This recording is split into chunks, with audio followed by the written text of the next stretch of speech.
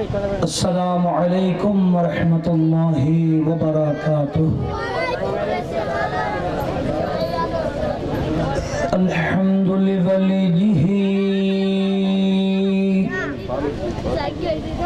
वस्सलातु वस्सलामु अला वलिय्यिहिमा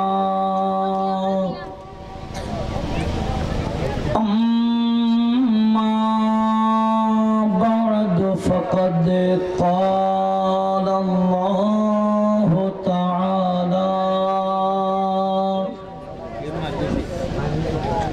फ़ी शान हबीबिही ताज़ीमन लहू व तौक़ीरा। अऊज़ु बिल्लाहि मिनश शैतानिर रजीम। इन्नल्लाह व मलाइकतहु युसल्लूना अलन नबी या अय्युहल्लज़ीना आमनू सल्लू अलैहि वसल्लिमू तस्लीमा। अल्लाहुम्मा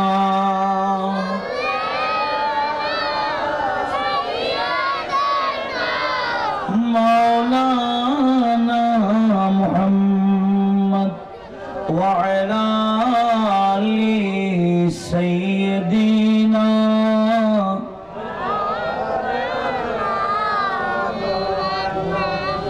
দেখা যায় আপনারা খুব বেশি বিরক্ত বোধ করছেন, অবস্থা বোঝা যায়। একটু মহব্বতে পড়েন না দুরূদ শরীফ।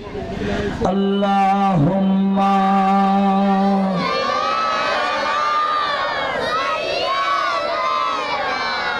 मौलाना मुहम्मद व अला आलि सय्यिदीना।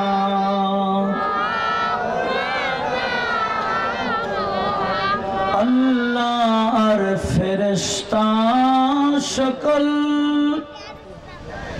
नबी के जाने सलाम। मोमिन যারা নবীর কাছে পাঠাও দুরূদ আর সালাম। আল্লাহুম্মা জুড়ে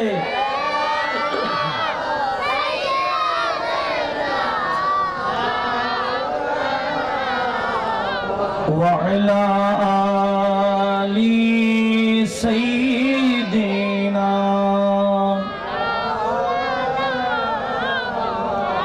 खुदार दरबार ते शुकर नबीर उम्मत होएছি दुनियाते থেকে যেন जन्नत আমরা পেয়েছি। আল্লাহুম্মা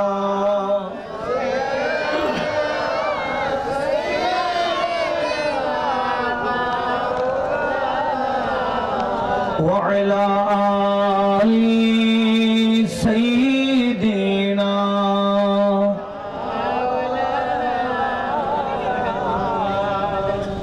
अल्हम्दुलिल्लाह वस्सलातु वस्सलामु अला रसूलिल्लाह। उपस्थित অধ্যক্ষের আয়োজিত বিবাড়িয়া কসবা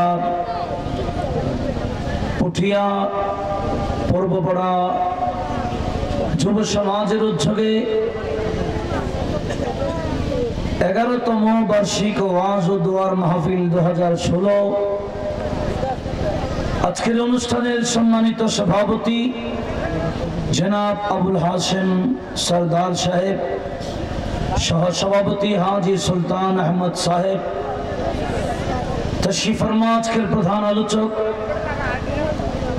উত্তর এলাকার অহংকার বিশিষ্ট আলেমে দ্বীন মুহতারামি ও মুকাররমি হযরত মাওলানা আবুল কালাম আজাদ সাহেব, এতক্ষণ যাবৎ তাকরীর পেশ করেছেন হযরত মাওলানা সাইফুল ইসলাম চিশতি সাহেব সহ হযরত উলামায়ে আহলে সুন্নাত, সমবেত ব্রাদারানে দ্বীন মিল্লাত, পর্দার আড়ালে পর্দানশীন মা ও বোনেরা, রহিমানি ওয়া রাহিমাকুমুল্লাহ।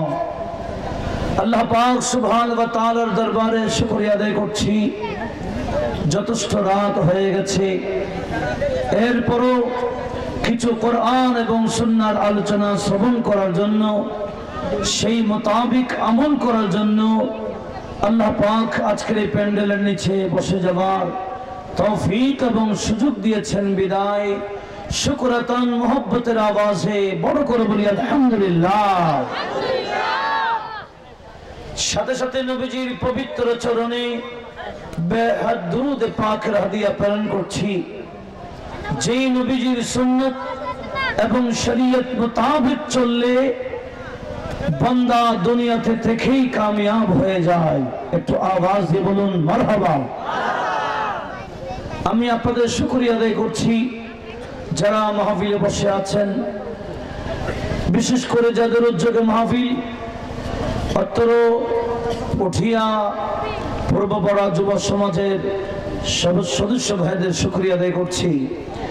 এই ভাইদেরকে যারা যেভাবে সহযোগিতা করেছেন সবার শুকরিয়া আদায় করছি। আল্লাহ পাক সুবহানাহু ওয়া তাআলা আমাদের সকলের উপস্থিতি, ভাইদের সুন্দর ব্যবস্থাকে তার শাহী দরবারে কবুল এবং মঞ্জুর করুক। বড় করে বলুন না আমিন। বিশেষ করে আমাদের মেয়ে মুরব্বী, আত্মীয় স্বজন, পাড়া প্রতিবেশী যারা কবরের স্থানে আছেন, আমাদের দিকে দেখে আছেন আমরা কি পাঠাচ্ছি, আল্লাহ পাকের দরবারে ফরিয়াদ জানাবো। আজকের মাহফিলের উপহার আমাদের সকলের আত্মীয় স্বজন, মাই মুরব্বী আত্মীয় স্বজনের প্রত্যেকের কবরে পাঠিয়ে ওনাদের কবরকে আল্লাহ বেহেশতের বাগান বানিয়ে দিক। একটু আওয়াজ দিয়ে বলুন না আমিন। আসলে ওয়াজ ও নসিহত একটা পরিবেশ লাগে, পরিবেশের জন্য সময়ও লাগে, মাইন্ড ঠিক থাকতে হয়। এখন না আমার মাইন্ড ঠিক আছে না আপনাদের মাইন্ড ঠিক আছে বলেন তো? আপনাদেরও মাইন্ড কি ঠিক আছে? নাই তো, এমনি মুখে বললে ঠিক আছে। অনুরোধ জানাবো, আমি যখন আসছি অল্প সময় আপনাদেরকে কষ্ট দিব, আপনারা কি রাজি আছেন? কি বলেন?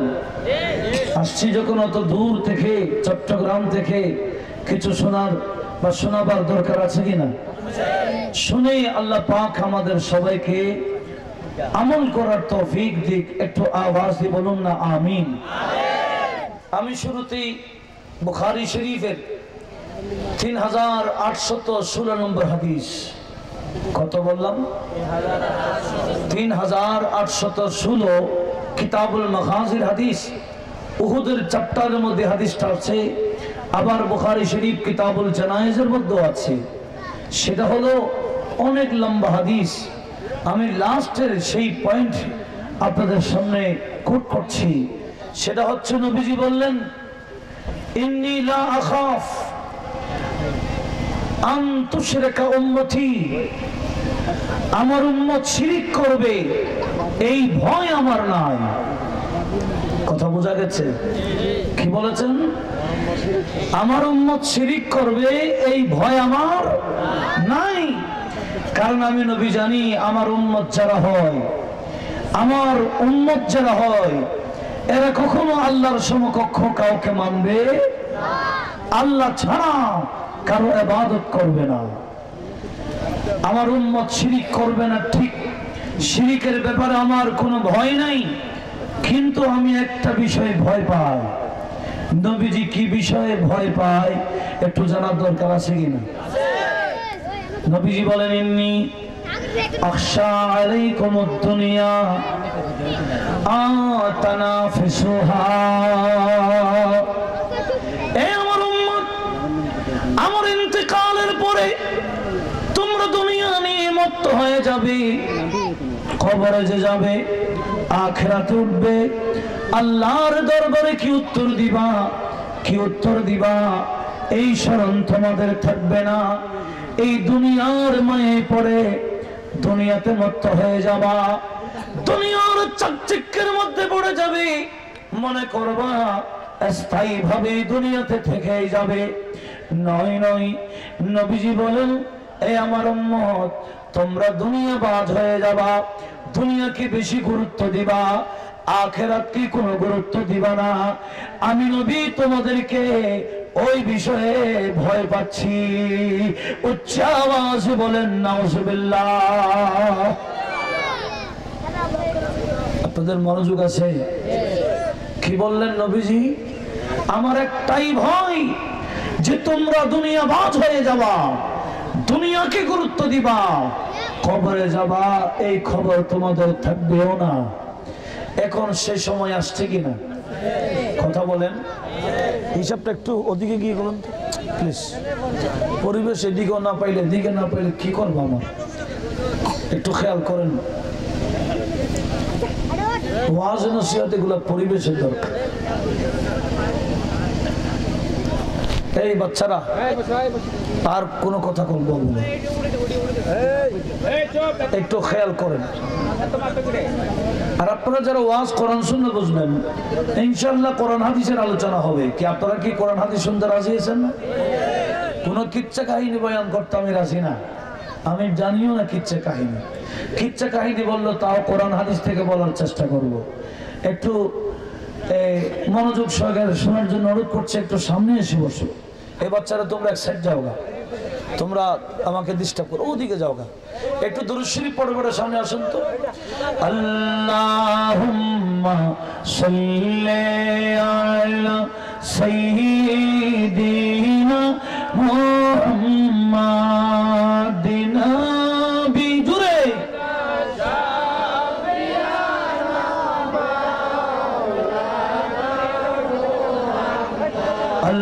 আল্লাহুম্মা সাল্লি আলা সাইয়্যিদিনা মুহাম্মাদিন নবী। জুড়ে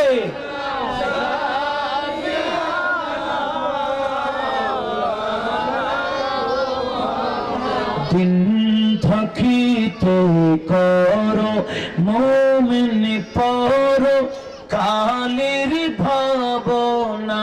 বলেন দিন থাকিতে করো মুমিন পর কালের ভাবনা।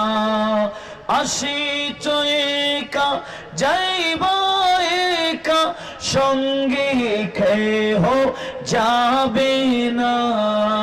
আল্লাহুম্মা সাল্লি। জুড়ে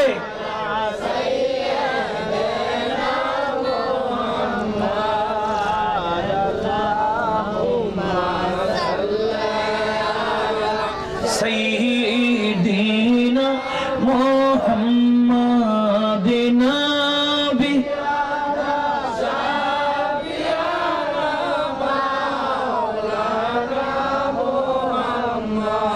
আমার নবীজি কি বললেন? উম্মত, তোমরা শিরিক করবা, এই ভয় আমার। কথা বলেন, এই ভয় আমার। আমি নবী, যদি আমাদের দেশে অনেক আলেমরা কথাই কথাই শিরিকের ফতোয়া দেয়, ঠিক না ঠিক? শিরিক কাকে বলে আমরা জানি না। আল্লাহর সমকক্ষ কাউকে কি আমরা মানি? আপনারা মানেন মনে হয়? আল্লাহর সমকক্ষ কেউ আছে? আল্লাহর ছাড়া কারো ইবাদত কি আমরা করি? আমরা আল্লাহর ইবাদত করি, নবীজির তাজিম করি। কি বলেন? আমরা আল্লাহর ইবাদত করি, নবীজির তাজিম করি। নবীজির তাজিম কি শিরিক? একটু জোরে বলেন না শিরিক। তাহলে এরকম নবীর তাজিমকে শিরিক বললে সমস্ত সাহাবায়ে কেরাম মুশরিক হয়ে গেছে। এবারে কি বলবেন বলেন না নাউজুবিল্লাহ বলেন না। কারণ সাহাবারা আমার নবীজিকে বেশি বেশি তাজিম করতেন। একটু জোরে বলবেন না সুবহানাল্লাহ। কিছুক্ষণ আগে আমরা দাঁড়িয়ে দাঁড়িয়ে নবীজিকে সালাম দিয়েছি, আপনারা কি দেন নাই? আমাদের দেশে কিছু আলেমরা এটাকে শিরিক বলে, অথচ এই কাজটা করতেন সাহাবারা। কথা বলবেন না সুবহানাল্লাহ। কারা করতেন? তাহলে আমি হাদিস তেলাওয়াত করছি। হাদিস কানা একেবারে সিহাসিত্তার অন্যতম কিতাব আবু দাউদ শরীফে রয়েছে। ইমাম বাইহাকি ওনার শুআবুল ঈমান নামক কিতাবের মধ্যে নোট করেছেন। মিশকাত শরীফের মধ্যে আছে। আমাদের দেশে কিছু বেসরকারি মাদ্রাসা আছে, কওমি মাদ্রাসা। সেই কওমি মাদ্রাসাতে মিশকাত নামক ক্লাসও আছে, সেই মিশকাত পড়ানো হয়। সেই মিশকাত শরীফের মধ্যে হাদিস খান আসছে, একটু লক্ষ্য করুন। আমি হাদিসের নাম্বার সহ বলছি কারণ এখানে নোট হচ্ছে। আপনাদের মনে না থাকলেও ভিডিওর মনে থাকবে, ঠিক না বেঠিক? রেকর্ড হয়ে যাবে না? সেজন্য আমি অনুরোধ জানাবো একটু ভালো করে লক্ষ্য করুন। হাদিসটা বললাম, শুনুন। আবু দাউদ শরীফের হাদিস, কিতাবুল আদবে, হাদিস নম্বর 4775। পারলে নোট করুন। 4775 নম্বর হাদিস, সিহাসিত্তার অন্যতম কিতাব আবু দাউদ শরীফের। ইমাম বাইহাকি শুআবুল ঈমানে হাদিস নম্বর 8930। মিশকাত শরীফে আপনার পৃষ্ঠা নম্বর হলো 403।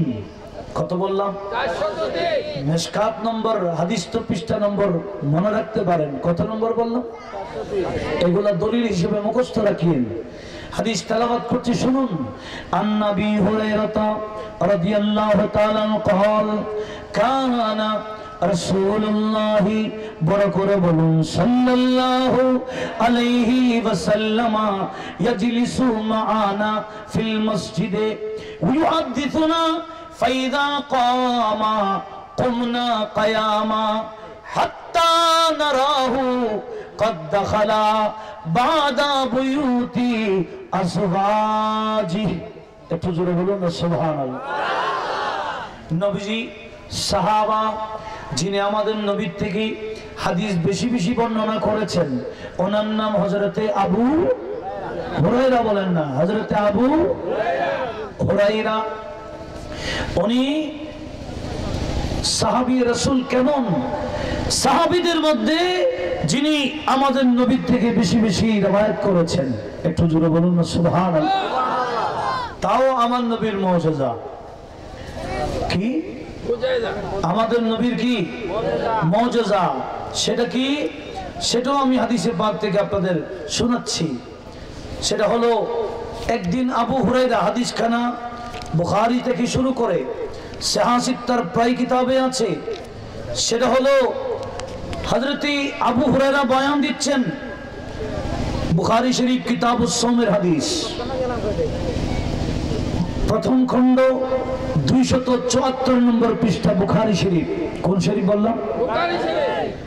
প্রথম খণ্ড 274 নম্বর পৃষ্ঠা কিতাবুস সাওমে হযরতে আবু হুরায়রা বেশি বেশি হাদিস কেন বর্ণনা করেছেন নবীর থেকে, একটু জানার দরকার আছে কিনা? অথচ উনি ইসলাম গ্রহণ করে নবীজিকে সশরীরে পেয়েছেন 3 বছর, 3.5 বছর। একটু জোরে বলুন না সুবহানাল্লাহ। মাত্র কয় বছর? 3.5 বছর পেয়েছেন জাহেরি হায়াতে। কিন্তু এরপরও বেশি বেশি বর্ণনা করেছেন নবীজির হাদিস। কিভাবে করলেন সেটাও ইমাম বুখারী শরীফে কিতাবুস সাওমে নোট করে দিয়েছেন। একটু আওয়াজ দিয়ে বলুন না সুবহানাল্লাহ। হাদিসটা শুনুন। وقال أبو هريرة قلت يا رسول الله إني أسمع منك حديثا كثيرا أنساه قال صلى الله عليه وسلم أبسط رداك فبسطته فقال فغرف بيده ثم قال دمي فدممته فما نسيت شيئا بعدا।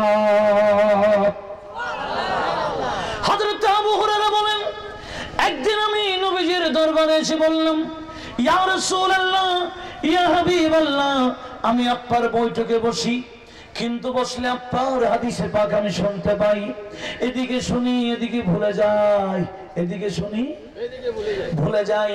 ইয়া রাসূলুল্লাহ একটু কিছু করেন না, আমি তো হাদিস ভুলে যাই, আমি যাতে আপনার হাদিস না ভুলি সেরকম একটা ব্যবস্থা করে দেন। তখন নবীজি বললেন, এ আবু হুরায়রা, উপসতের দেখা তোমার যে চাদর আছে, আবু হুরায়রা তুমি তোমার চাদরটা বিছায়া দাও। আপনাদের মনোযোগ কামনা করছি, কি বিছায়া দাও? হযরত আবু হুরায়রা বলেন, ফাবাসাতুহু, আমি চাদরটা বিছাই দিলাম। ক্বালা ফাগারাফা বিয়াদিহি, আমার নবীজি এই রকম মুষ্টি নিয়ে, কি রকম শূন্য থেকে এরকম এক মুষ্টি নিলেন, গারাফা মানে এক চুল্লু, এরকম এক মুষ্টি নিলেন, নেওয়ার পরে আমার চাদর দিলেন আর বললেন, এই আবু হুরায়রা এই চাদরটাকে তুমি তোমার সিনার মধ্যে লাগাও। হযরত আবু হুরায়রা বললেন, নবীজি এক খোশ বা এক মুষ্টি কি দিলেন আল্লাহ জানে, রাসূল জানেন। আমার চাদর দিলেন যেটা দেখা যাচ্ছে না, আমাকে বললেন তোমার সিনাতে লাগাও। আমি সিনাতে লাগাইতে দেন নাই। ওই দিন থেকে আমার নবীজির যত হাদিস আমি শুনেছি, আমার জীবনে একটা হাদিসও ভুলি না।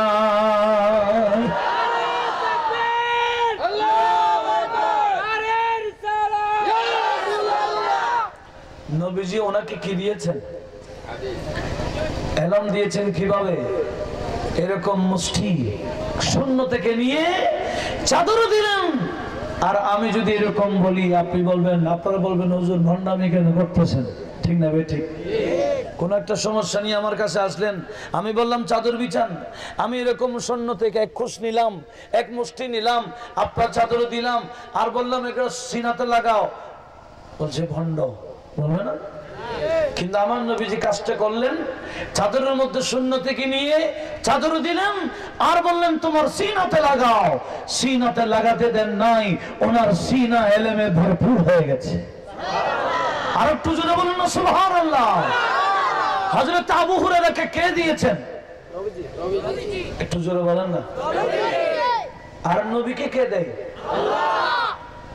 নবীজি নিজে বলেন, এটা বুখারী শরীফ কিতাবুল ইলমের হাদিস, ইন্নামা আনা কাসিম ওয়াল্লাহু ইউতি, আল্লাহ আমাকে দেয় আর আমি রাসূল বন্টন করি। সুবহানাল্লাহ।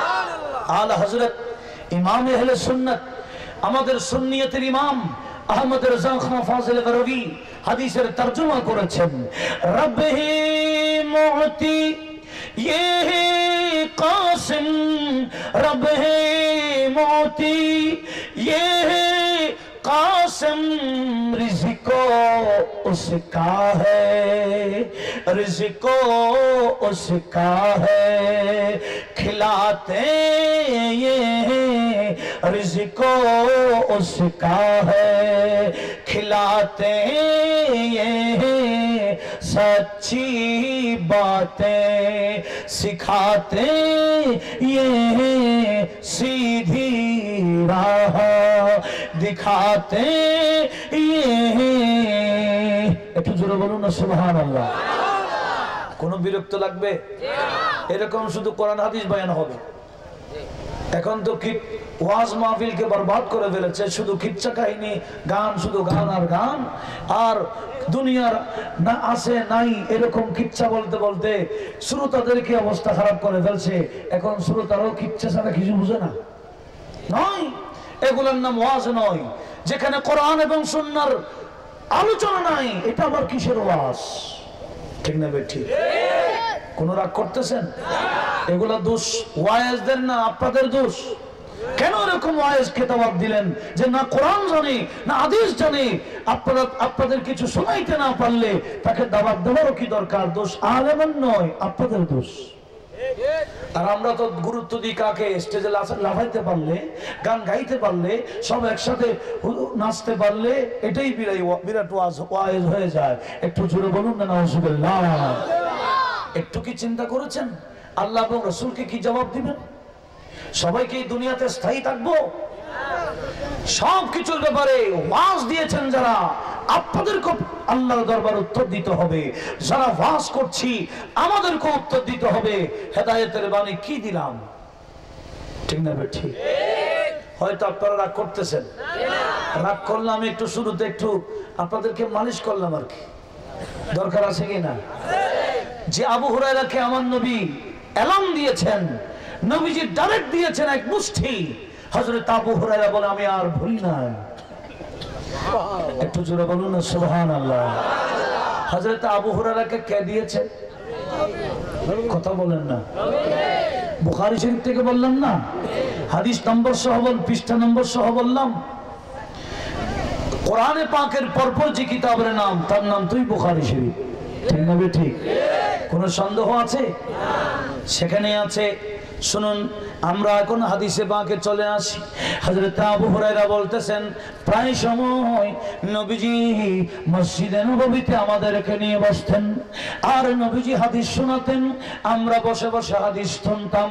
ফাইদা কামা, নবীজি যখন দাঁড়াতেন, কুমনা কিয়ামা, নবীর সম্মানার্থে আমরা যত সাহাবারা ছিলাম সবাই নবীর সম্মানার্থে কিয়াম করতাম। এবার বলেন, নবীর সম্মানার্থে কিয়াম করা এই আদর্শ কার? একটু জোরে বলেন না। তো এখন তো বলছে কিয়াম করলে শিরক, তাহলে মুশরিক বানাই দিল কাকে? সাহাবীদেরকে। অথচ আমার আল্লাহ বলছেন সাহাবীদেরকে অনুসরণ করলেই তোমাদের জান্নাত। সুবহানাল্লাহ। সূরা তাওবা আয়াত নম্বর বরাবর 100 মনে থাকবে। কত নম্বর?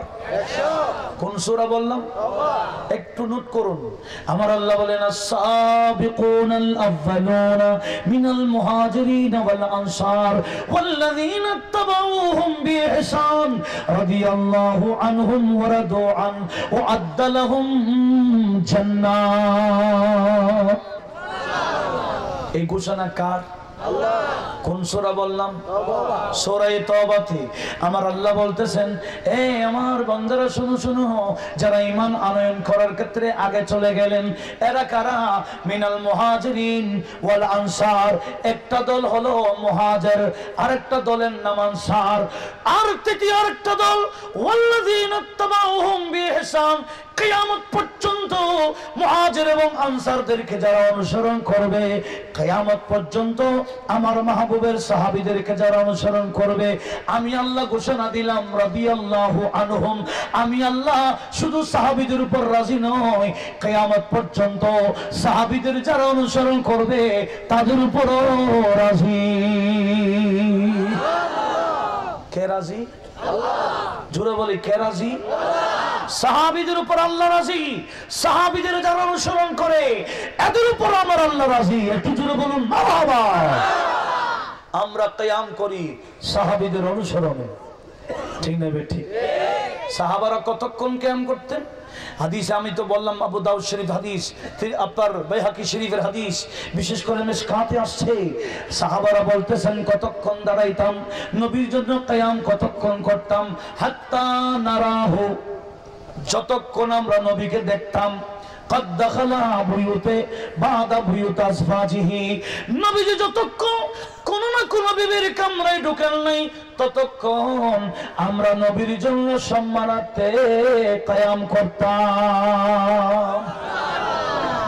তাহলে নবীর সম্মান কি শিরক? জোরে বলেন না, কি?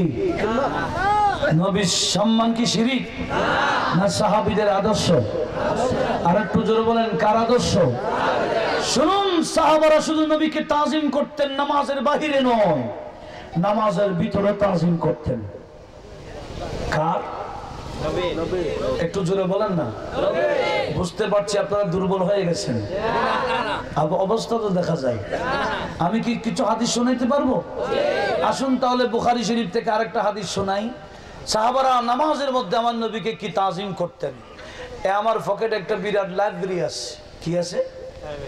লাইব্রেরি। বুঝেন না? এখানে শুধু সেহাসিবটা না, একজন আলেমের কাছে যত কিতাবের দরকার আমার সামনে আলহামদুলিল্লাহ আছে। বলুন মারহাবা। এখন আমি বুখারী শরীফ উল্টাচ্ছি। কোন শরীফ বললাম? বুখারী শরীফের 30 পারা আমার সামনে আছে। এখন আমি আপনাদের সামনে বুখারী শরীফ উল্টাচ্ছি। সেখানে সাহাবারা আমার নবীকে কিভাবে তাজিম করলেন, সম্মান করলেন, একটু যাচাই করার দরকার আছে কিনা? সাহাবীদের অনুসরণ করলেই জান্নাত পাবেন। আর সাহাবীদের অনুসরণকে যারা শিরক বলে এরা বেঈমান হয়ে গেছে অনেক আগে, ঠিক না ঠিক? সেজন্য ঈমানের ক্ষেত্রে সতর্ক থাকতে হবে। মনে রাখিয়েন, কবর হলো আখিরাতের প্রথম স্থান। এই দেখছেন, এদেরকে আমি অনেক আগে বলছিলাম সরা দেওয়ার জন্য।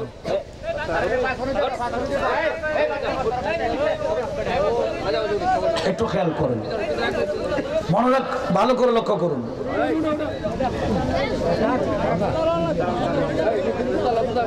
একটু দরুদ শরীফ পড়েন। সালাতুন ইয়া রাসূলুল্লাহ আলাইকুম।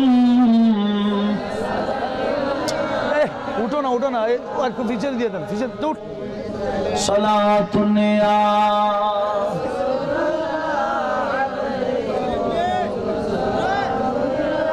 আপনার মুরব্বীর সামনে চলে আসে না, মুরব্বীর সামনে যারা ওয়াজ বুঝবেন সামনে চলে আসে। आपकी फुरकत ने मारा नबी, दिल हुआ हमसे दोबारा या नबी सलातुन या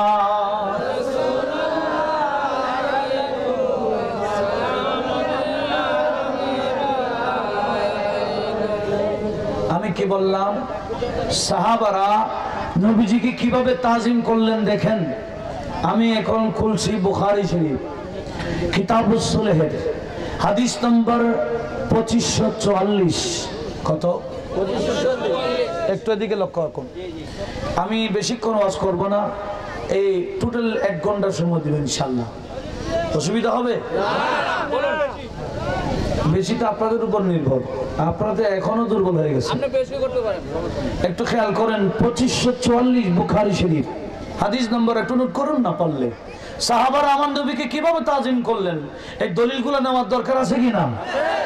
আমরা নবীর তাজিম মন গড়া করি না, আমরা সাহাবীদের অনুসরণ করি। শুনুন হাদিস কান আমি তেলাওয়াত করছি। হাদাসানা সাঈদ ইবনে আবি মারইয়ামা হাদাসানা আবু হাসান قال حدثني ابو حازم عن سهل بن سعيد الساعدي ان اناس من بني عمر بن عوف كان بينهم شيء فخرج اليهم النبي صلى الله عليه وسلم في اناس من اصحابه يصلح بينهم فحضرت الصلاه ولم يأت النبي صلى الله عليه وسلم فجاء بلال فأذن بلال بالصلاه ولم يأت النبي صلى الله عليه وسلم فجاء الى ابي بكر فقال ان النبي صلى الله عليه وسلم حبسا وقد حضرت الصلاه فهل لك ان تؤم الناس فقال نعم ان شئت। একটু জোরে বলুন সুবহানাল্লাহ। হাদিস অর্ধেক তেলাওয়াত হয় নাই, অনেক লম্বা হাদিস। শুনুন শুনুন, নবীজির সাহাবা সাহাল বিন সাদ আস-সাঈদি রাদিয়াল্লাহু তাআলা এই হাদিস বর্ণনা করছেন। একদিন নবীজি শুনতে পেলেন, এখন বর্তমানে মসজিদে কুবা যেখানে আছে, মসজিদে নববী থেকে একটু দূরে, সেখানকার মুসলমানের 2টা গ্রুপ আশঙ্কা হয়ে গেছে মারামারি করবে। কি করবে? নবীজি মারামারির পক্ষে আছেন না। আমার নবী থেকে মারামারি শিক্ষা নেওয়া যায় না? মারামারি বন্ধ করেছেন। নবীজির মিলাদ হওয়ার আগে, নবীজি দুনিয়াতে তাশরীফ আনয়ন করার আগে আরবস্থানে সামান্য বিষয় নিয়ে বছরের পর বছর মারামারি করত। আমার আল্লাহ কোরআনে পাক সূরা আলে ইমরান আয়াত নম্বর 103, সেখানে আল্লাহ পাক বলছেন উযকুরু নি'মাতাল্লাহি আলাইকুম ইয কুনতুম আ'দা ফাআল্লাফা বাইনা কুলুবিকুম ফাআসবাহতুম বিনি'মাতিহি ইখওয়ানা। এ আমার বান্দারা, এ আমার বান্দারা, আমার ওই নিয়ামতকে স্মরণ করো যে নিয়ামত তোমাদের কাছে দেওয়ার আগে একে অপরের দুশমন ছিলে, সামান্য বিষয় নিয়ে মারামারি করতা। আমার রাহমাতুল লিল আলামিন যখন তোমাদের কাছে দিয়ে দিলাম, ওই রাহমাতুল লিল আলামিন এসে ফাআল্লাফা বাইনা কুলুবিকুম, তোমাদের অন্তরের মধ্যে মায়া মমতা সৃষ্টি করে দিয়েছেন, তোমাদের দুশমনি চলে গেল। ফাআসবাহতুম বিনি'মাতিহি ইখওয়ানা, নবীর মাধ্যমে তোমরা একে অপরের ভাই হয়ে গেলা। ওই নবী তোমরা আলোচনা করো। নবীজির আলোচনা করার হুকুম কে দিয়েছে? নবীজি এসে মারামারি বন্ধ করেছেন, ঠিক না ঠিক? নবীজির নামে মুসলমান নামে মারামারি করতে পারে? আজ গোটা বিশ্বের মধ্যে জঙ্গিবাদ মুসলমানদেরকে সন্ত্রাসী ধর্ম হিসেবে প্রচার করছে। আসলে এরা কোনো মুসলমান না, হয়তো ইহুদি এবং নসরার দালাল। এরা উপরে মুসলমান সেজেছে, আসলে কোনো মুসলমান নয়। বলেন না মুসলমান কাকে বলে?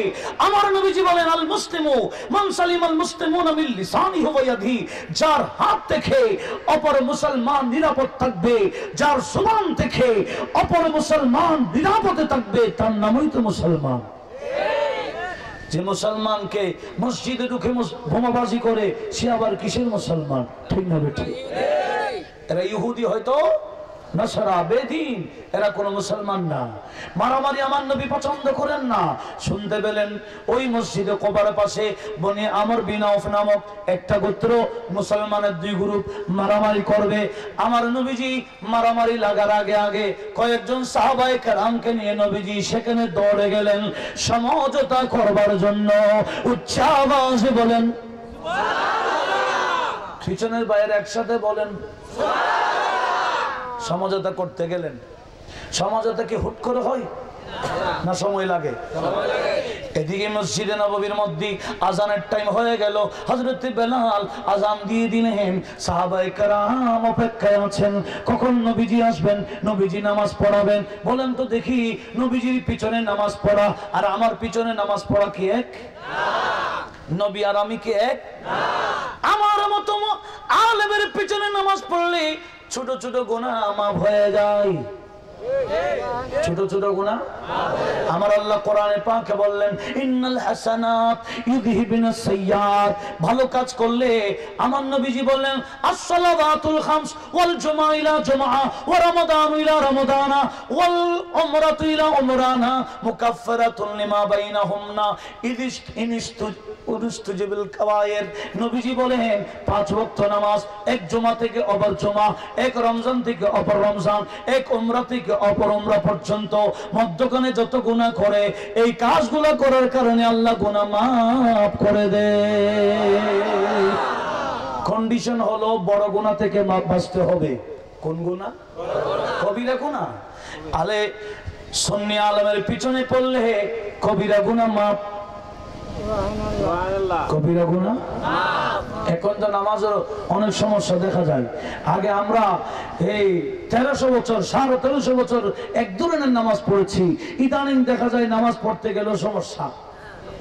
এক একজন এক এক ধরনের নামাজ পড়ে। কি আপনারা দেখেন নাই?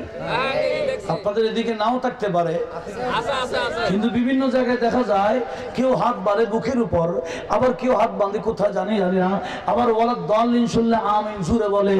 এরা নামাজের পরে কোনো দোয়া মুনাজাত দেয় না। ঠিক না বেঠিক? এরকম মুসলমান আপনারা দেখেছেন তো? রুকুতে যাওয়ার আগে হাত উঠায়, রুকু থেকে আবার উঠে সিজদাতে যাওয়ার আগে হাত উঠায়। এগুলা কি আমাদের ইমাম হাদিস বুঝেননি? আমাদের ইমাম নাম কি?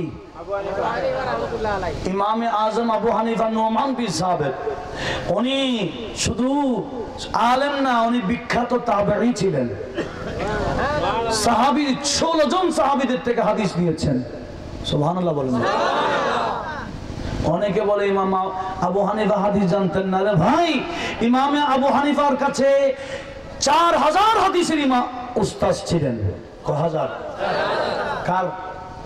আমাদের ইমামের হাদিসের উস্তাদ ছিলেন 4000, আর ইমামে বুখারীর হাদিসের উস্তাদ ছিলেন 1080 জন। তো আমাদের উস্তাদের, আমাদের ইমামে আজমের উস্তাদ কম না বেশি? উস্তাদ যখন বেশি হাদিস কম। কি বলেন? উস্তাদ শিক্ষক যখন বেশি, আর ভাই এক একজন থেকে এক একটা নিলে তো 4000 আছে।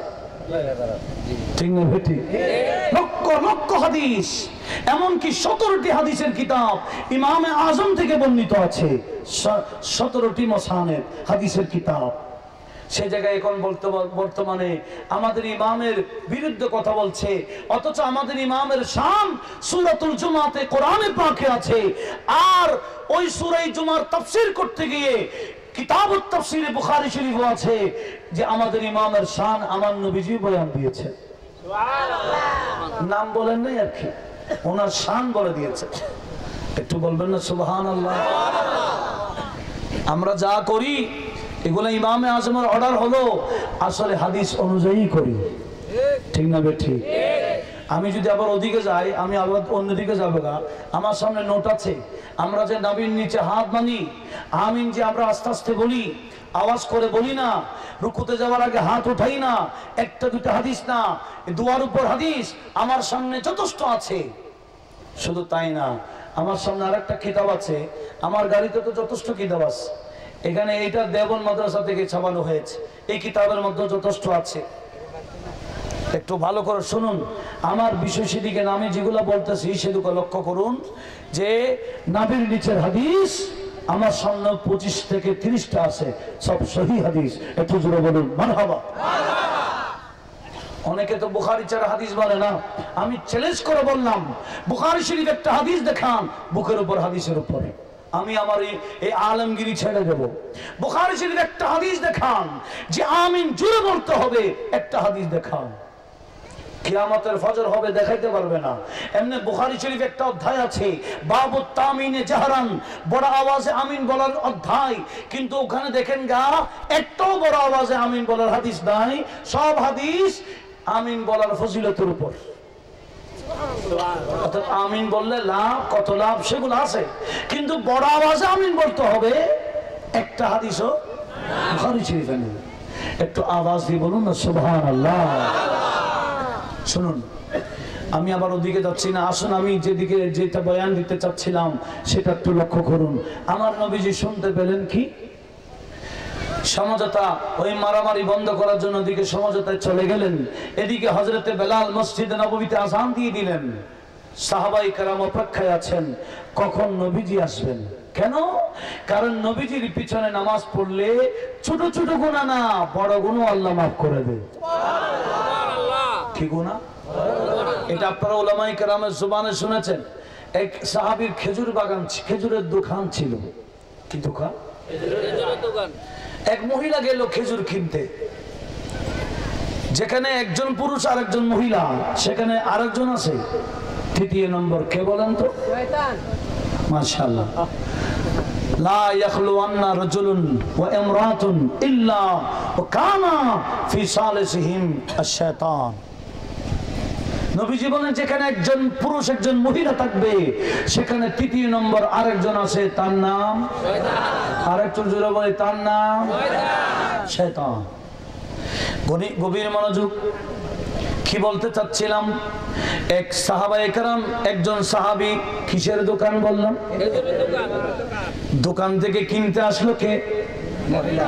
এক মহিলা। জিজ্ঞেস করলো এটার দর কত, এটার দাম কত। ওই সাহাবী তো মানুষ, শয়তান তাকে মিসগাইড করে দিল। কাকে? সাহাবীকে না, সাহাবী তো সবাই এক না। ফারুক আজমও সাহাবী, কিন্তু আমার নবী বলেন হে আমর, তুমি যে রাস্তা দিয়ে আসো সেই রাস্তা দিয়ে ইবলিশও আসে না, তার রাস্তা ঘুরাই দেয়। একটু জোরে বলুন না সুবহানাল্লাহ। ফারুক আজম এমন সাহাবী যাকে দেখলে শয়তান পালায়। সুবহানাল্লাহ বলবেন না? সাহাবী সব তো আর এক না, রাসূল সব এক। রাসূলদের মধ্যে বড় ছোট আছে, কে করেছেন? আল্লাহ। কেন? তৃতীয় পারা শুরুতেই আছে, আল্লাহ বলেন তিলকার রাসূল ফাদ্দালনা বাদাহুম আলা বাদ মিনহুম মান কাল্লামাল্লাহ ওয়া রাফা'a বাদাহুম দারাজাত। সব নবী রাসূল একই, একজন রাসূলের উপর অপর রাসূলকে আল্লাহ ফজিলত দিয়েছেন, মর্যাদা দিয়েছেন। এই রাসূলদের মধ্যে এমন এক রাসূল আছেন যিনি আল্লাহর সাথে কথা বলেছেন, আবার এমন রাসূল আছে ওয়া রাফা'a বাদাহুম দারাজাত, যাকে আমার আল্লাহ অনেক অনেক সম্মান বৃদ্ধি করেছেন। উচ্চ আওয়াজে বলেন সুবহানাল্লাহ। সব নবী রাসূল কি এক? আরে আমাদের নবী তো এমন নবী যে নবীর সাথে অন্য কোন নবীরও তুলনা নাই। আমরা তো দূরের কথা, ঠিক না বেঠিক? নবিयों में सबसे आला मेरा काली कमली वाला, मेरा काली काली कमली वाला বলতে পারবেন না? আরে বাংলা তো অনেক পড়ছেন, একটু উর্দু পড়েন না। मेरा काली कमली वाला, मेरा काली कमली वाला, पीछे भाईरा मेरा काली नबियों में सबसे आला, मेरा काली कमली वाला, मेरा काली उनका चेहरा जब के देखा, उनका चेहरा जब के देखा, शैतान का मोह काला, नबियों में सबसे आला, मेरा काली कमली वाला, मेरा काली मेरा काली अर्श मुवल्ला कैसा है, किसी नबी न देखा है। सुभान अल्लाह। अर्श मुवल्ला कैसा है, किसी नबी न देखा है, किसी नबी न देखा है। रात वही थी मेराज की, रब ने उनको दिखलाया है, रब ने उनको दिखलाया है। मेरे नबी है सबसे अफजल उम्मत बख्शाने वाला, मेरा काली कमली वाला, मेरा काली नबियों में सबसे आला, मेरा काली। শুনুন, ওই সাহাবা কি কিনতে গেলেন? সাহাবার দোকানে মহিলা আসছে, শয়তান এসে গেছে, সাহাবাকে মিসগাইড করে ফেললো, অসওয়াসা ঢুকাই দিল, কুমন্ত্রণা ঢুকাই দিল। মহিলাকে বলছে, এই মহিলা, এই যে সামনে খেজুর দেখছো, তার চেয়ে উন্নত মানের খেজুর আরো ভিতরেও আছে, দেখতে পারো চাইলে। মহিলা সরল প্রাণে ঢুকে গেলেন কোথায়? ভিতরে ভালো খেজুর দেখার জন্য। ওই সাহাবা শয়তানের ওয়াসওয়াসায় পড়ে ওই বেগানা মহিলাকে ধরে একটা চুমু লাগাই দিল। বেগানা মহিলাকে চুমু লাগাই দেওয়া, এটা কি ছোট গুনাহ না বড় গুনাহ? মহিলা আর দেরি করলো না, ওই মহিলা মুখ দিয়ে কথা বের করে দিল, ইয়া আব্দুল্লাহ ইত্তাকিল্লাহ, এ আল্লাহর বান্দা, তুমি আমার সাথে এভাবে যে আচরণ করছো, আল্লাহ যে দেখছে তোমার খবর নাই? আল্লাহ তো দেখতে পাচ্ছেন, তুমি আমার সাথে এইভাবে আচরণ কেন করতেছো? ইত্তাকিল্লাহ, আল্লাহকে ভয় করো না, আল্লাহকে ভয় করো বলতেই সাহাবা মহিলাকে ছেড়ে দিলেন। শুধু মহিলাকে ছাড়লেন তাই না, দোকান থেকে সেখানে ফেলে দিয়ে দৌড়তে দৌড়তে নবীজির দরবারে এসে পৌঁছে গেলেন। তখন আমার নবীজি সাহাবায়ে কেরামকে ওয়াজ করছেন, কোরআন এবং সুন্নাহর আলোচনা দিচ্ছিলেন। ওই সাহাবা দাঁড়িয়ে বলছে, ইয়া রাসূলুল্লাহ ইন্নী আসাবতু যামবান কাবীরা ফাআকিম আলাইয়াল হাদ, ইয়া রাসূলুল্লাহ আমি বড় গুনাহ করেছি, বড় পাপ করেছি, আমাকে একটু শরীয়তের শাস্তি দেন না। আমার নবীজি কোনো কিছু জিজ্ঞেস করেন নাই, নবীজি বয়ান শুরু চলতেই আছে, উচ্চ আওয়াজে বলেন না সুবহানাল্লাহ। বয়ান দিতে দিতে নামাজের টাইম হয়ে গেল, নবীজি নামাজ পড়ালেন। ওই সাহাবী নবীজির পিছনে কি পড়লেন? নামাজের পরে নবীজি আবার বয়ান শুরু। ওই সাহাবা আবার দাঁড়ায় গেলেন, বলছেন, ইয়া রাসূলুল্লাহ ইন্নী আসাবতু যামবান কাবীরা ফাআকিম আলাইয়াল হাদ, ইয়া রাসূলুল্লাহ আমি তো বড় গুনাহ করে ফেলেছি, শরীয়তের ফয়সালা আমার উপর দেন না, আমাকে শাস্তি দেন না। আমার নবীজি কিছু বললেন না। আরেক ওয়াক্তের নামাজ এসে গেল, ওই বান্দা নবীজির পিছনে নামাজ পড়লেন। এবার তৃতীয়বার আবার দাঁড়ালেন, ইয়া রাসূলুল্লাহ আমি বড় গুনাহ করে আসছি, আমাকে শরীয়তের ফয়সালা শেষ করে দেন না, শরীয়তের শাস্তি আমার উপর দেন না। তখন আমার নবী তৃতীয়বার তাকে উত্তর দিলেন, এ সাহাবা বারবার দাঁড়িয়ে বড় গুনাহ করেছি, বড় গুনাহ করেছি কেন বলছো? আমা সাল্লাইতা মানা, তুমি কি আমাদের সঙ্গে নামাজ পড়ো নাই? তুমি কি আমাদের সাথে নামাজ পড়ো নাই? ইয়া রাসূলুল্লাহ পড়ছি তো। আপনার পিছনেই তো বললাম। নবীজি বলেন ইন্নাল্লাহা ক্বাদ গাফারা লাকা যামবাকা, যাও আমার পিছনে যখন পড়েছো যতই বড় গুনাহ হোক না কেন আমি নবীর খাতিরে, আমি নবীর সদকায়, আমার ওসিলায় আল্লাহ তোমার বড় গুনাহ মাফ করে দিয়েছি। কি বুঝলেন? নবীজির পিছনে নামাজ পড়লে বড় গুনাহ কি হয়ে যায়, আর সুন্নি উলামার পিছনে পড়লে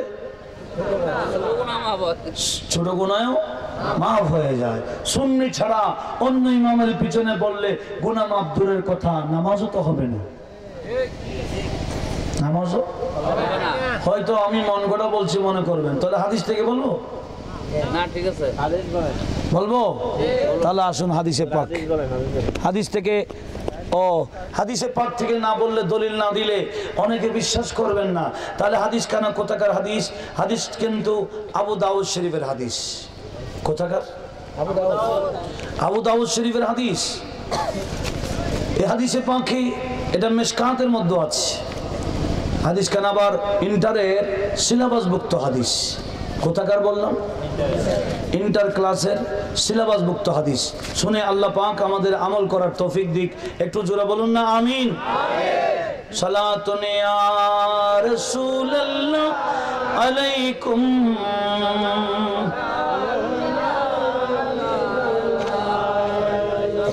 হাদিসটা হলো, একদিন আমার নবীজি মসজিদে নববীতে বসে আছেন, আর কয়েকজন সাহাবা আসলেন।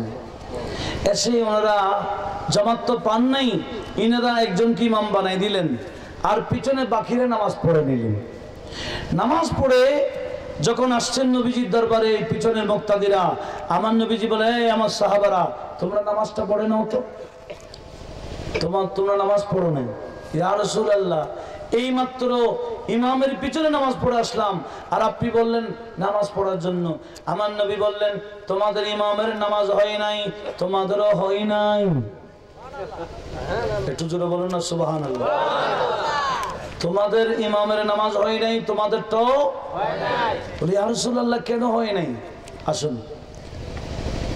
তখন আমার নবীজি বললেন, আমি দেখলাম তোমাদের ইমাম নামাজ পড়া অবস্থায় ফাবাসাকা ফিল কিবলা আই ইলাল কিবলা, কিবলার দিকে থুতু নিক্ষেপ করেছে। কে? ইমাম নামাজ পড়াচ্ছে কিবলার দিকে থুতু ফেলে দিল। আমার নবী বললেন, তোমাদের ইমাম ইন্নাহু ক্বাদ আযাল্লাহ ওয়া রাসূলা, তোমাদের ইমাম আল্লাহ এবং রাসূলকে কষ্ট দিয়েছে। আল্লাহর কিবলার দিকে, আল্লাহর ঘরের দিকে। মদিনা কোথায়, মক্কা কোথায়? 500 কিলোমিটার দূরে। এত দূর থেকে, মদিনা থেকে মক্কার দিকে কি করলো? থুতু ফেললো। নবীজি বলেন, আমি রাসূল কষ্ট পেলাম, আল্লাহও কষ্ট পেলেন। আর যারা আল্লাহ এবং রাসূলকে কষ্ট দেয়, এদের পিছনে নামাজ হবে না, এদের ঈমানও থাকে না। যারা আল্লাহ এবং রাসূলকে কষ্ট দেয়, তাদের ঈমান। সেজন্য বেঈমানের পিছনে নামাজ পড়লে হবে না। আমি কারো আক্ষেপ করে, কাউকে নাম ধরে, কাউকে মেনশন করে বলছি না, আমি হাদিসে পাক বুঝাচ্ছি। ঠিক না বে? ঠিক। একটু জানার দরকার আছে কিনা? আল্লাহ সবাইকে বুঝে ঈমানের উপর মজবুত থাকার তৌফিক দিক। আমিন বলেন। কবরের প্রশ্ন হবে কি? ঈমানের। ওই কবরের প্রশ্নই ফাঁস হলেই আখিরাতে নাজাত। আখিরাতে প্রশ্ন হবে আমলের। আগে কিসের পরীক্ষা? একটু জোরে বলেন না। ঈমানের পরীক্ষা হবে কবরে, আর আমলের পরীক্ষা হবে হাসরে। বিদায় ঈমান আগে মজবুত করতে হবে, তারপর বা আমল হতে হবে। তখন প্রতিটা সিজদা আল্লাহর দরবারে কবুল হবে। একটু জোরে বলুন না সুবহানাল্লাহ। লক্ষ্য করুন কি বলছিলাম। আমার নবীজি বললেন, এ আমার সাহাবা, তোমাদের নামাজ এই জন্য হয় নাই কারণ তোমাদের ইমামের হয় নাই। সেজন্য আমাদের কই ইমামের ব্যাপারে সতর্ক থাকার দরকার আছে কিনা? ইমামের নামাজ হলে মুক্তাদির নামাজ হবে। সেজন্য বললাম, সুন্নি আলেমের পিছনে নামাজ পড়লে ছোট গুনাহ এমনি মাফ। সুবহানাল্লাহ, সুবহানাল্লাহ। আর একটু জোরে বলেন না সুবহানাল্লাহ। আর নবীজির পিছনে পড়তে পারলে বড় গুনাহ মাফ। অথচ বড় গুনাহ মাফের জন্য তওবা লাগে। কি লাগে? আসুন, এখন সাহাবারা অপেক্ষা করছেন, কখন নবীজি আসবেন সমঝোতা করে আর নবীজির পিছনে নামাজ পড়বেন। নামাজের নির্দিষ্ট টাইম আছে কিনা? কথা বলেন, আছে কিনা? টাইমে টাইমে পড়ে নেওয়া কি কি নির্দিষ্ট টাইমে নামাজ পড়ে নেওয়া কি? আর একটু জোরে বলেন না কি? কেন আল্লাহ বলেন ইন্নাস সালাতা কানাত আলাল মুমিনিনা কিতাবাম মাওকুতা, ওয়াক্ত মোতাবেক নামাজ পড়া এটা আমি আল্লাহ ফরজ করে দিলাম মুমিনদের উপর। একটু জোরে বলুন সুবহানাল্লাহ। এদিকে নবীজি সমঝোতা গেলেন। আসেন আবার বুখারীতে আসছি ওই হাদিসটা যেটা আমি ফেলে গেলাম। কোন শরীফ? হাদিস নম্বর কত মনে আছে তো?